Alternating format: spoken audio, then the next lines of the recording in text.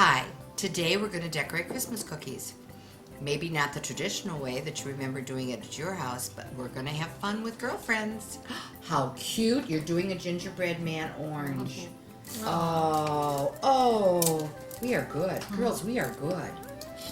I've done a couple of cookie exchanges, and really the funnest part is that everyone brings in new ideas, so you get to learn someone else's little trick and what they make, and then you can take it with you the next year somewhere else and make it your own tradition. So, and the more people, the more girlfriends you bring to the party, the more ideas you get to share. It's hard to make 16, 20 different cookies and work a job and raise kids these days.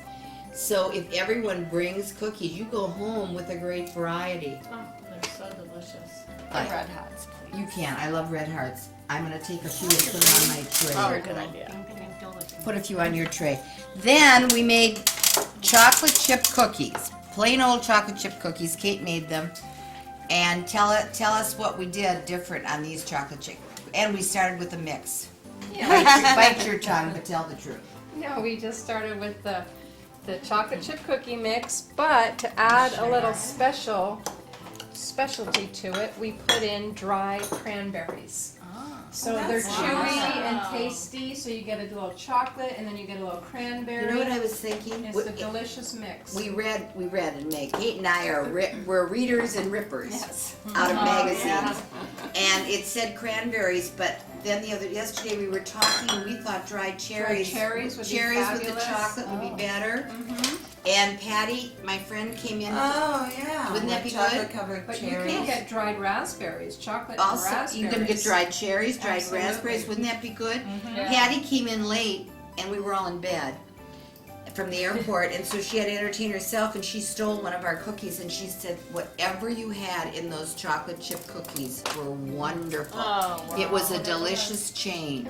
That's a great idea.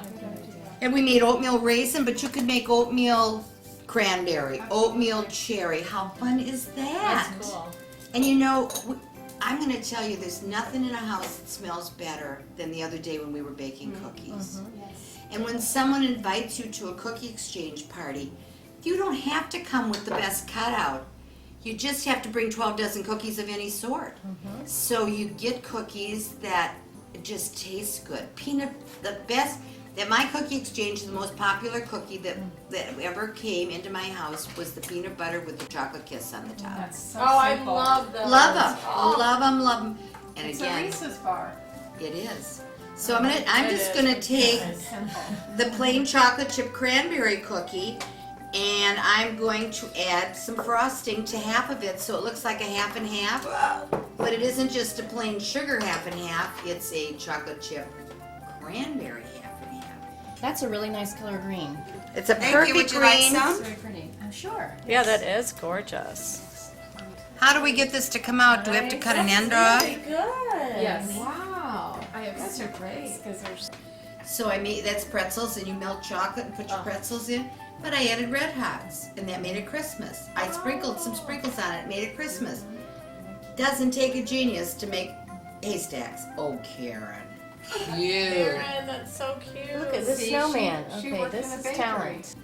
Mrs. Breeze, Grandma Breeze made these cookies, and she sold them for like $3 a dozen, $2 a dozen.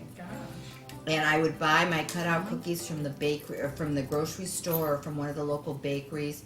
But we're in a small town. I go back to Ripon, Wisconsin now. Their deli has every dip in the world. These women come to work and they bring all their recipes. Wow. And it's made just like you make it in your kitchen. It is the best experience. When you live in a bigger city, you don't have stuff like that. That's the joy of a small town at holiday time. Yes. And I make a fruit cake, or I buy a fruit cake at a bakery in Fond du Lac called Everett's. People that don't like fruit cake would love it. It doesn't have all that garbage in it. It's just really good fruit, and it's what a fruit cake should be. You're very spoiled when you live in a small town. It makes life very easy for you. I think, though, the best thing about this is young people today don't take time to have fun with their girlfriends. they get so stressed and they think, well, you just have no idea what our life is like now. We're both working, we have kids, we have to do this. I worked, we had kids, but we took time to do this, and it killed stress. Stress is in your head. So you don't have to make it from scratch, you don't have to be perfect, but have fun. Have fun. Or live in a small town, and I think we're having fun. We're having a great time. You get to take cookies home.